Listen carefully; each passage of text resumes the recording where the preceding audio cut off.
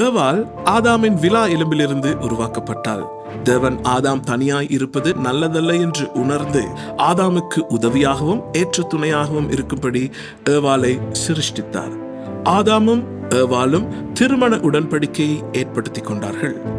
ஆதியாகமம் 2 அதிகாரம் 22 வசனத்திலே குறிப்பிடப்பட்டுள்ள மனுஷி எனப்பட்டவள் 24 வசனத்தில் மனைவி என குறிப்பிடப்படுவது திருமணமாகிய ஆரம்ப சமூக அமைப்பு தேவனால் ஏதேன் தோட்டத்திலேயே நிலைநாட்டப்பட்டது நிரூபிக்கப்படுகிறது. தேவன் ஆதாமின் விலா எலும்புகளில் ஒன்றை ஏவாளை சிருஷ்டிக்க பயன்படுத்தியது பெண் ஆணுக்கு அருகில் உறுதுணையாக இருக்கவே சிருஷ்டிக்கப்பட்டாள் என்பதை நினைவூட்டுகிறது.